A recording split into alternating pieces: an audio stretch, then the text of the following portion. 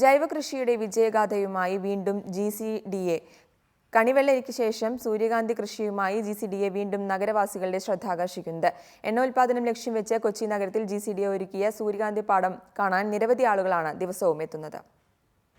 നഗരത്തിൽ വിചാരിച്ചാൽ എന്തും ഉൽപ്പാദിപ്പിക്കാനാകുമെന്ന് ജനങ്ങളെ ബോധ്യപ്പെടുത്തുന്നതാണ് GCDAയുടെ സൂര്യകാന്തി കൃഷി. GCDA അങ്കണത്തിന് പുറമെ ഒരു സൂര്യകാന്തി പാടം തന്നെ കടവന്ത്ര പോലീസ് സ്റ്റേഷന് സമീപമായി GCDA തയ്യാറാക്കിയിട്ടുണ്ട്. അവിടെ പൂക്കൾ വിടർന്നു വരികയാണ്. നിത്യവും ഇത് കാണാനായി മാത്രം ധാരാളം പേരാണ് GCDA അങ്കണത്തിലെത്തുന്നത്. കമ്പത്ത് നിന്ന് കൊണ്ടുവന്ന സൂര്യകാന്തി വിത്ത് എണ്ണ ഉൽപ്പാദനം തന്നെ ലക്ഷ്യമിട്ടാണ് വളർത്തുന്നതെന്ന് GCDA ചെയർമാൻ N. വേണുഗോപാൽ പറഞ്ഞു. ഞങ്ങൾ ഈ സൺഫ്ലവറിൽ നിന്നും കുരുവെടുത്ത് സൺഫ്ലവർ ഓയിൽ സാമ്പിളായിട്ടുണ്ടാക്കാൻ പറ്റുമോ എന്ന് ഞങ്ങൾ നോക്കുന്നുണ്ട്. സൂര്യകാന്തി പൂക്കൾ കാണാൻ ആഭ്യന്തര വകുപ്പ് മന്ത്രി രമേശ് ചെന്നിത്തല GCDAയിലെത്തി. രമേശ് ചെന്നിത്തല കണിവെള്ളരി ശേഖരിച്ചതോടെ GCDAയുടെ ഈ ആണ്ടിലെ വെള്ളരി കൃഷി അവസാനിപ്പിച്ചു.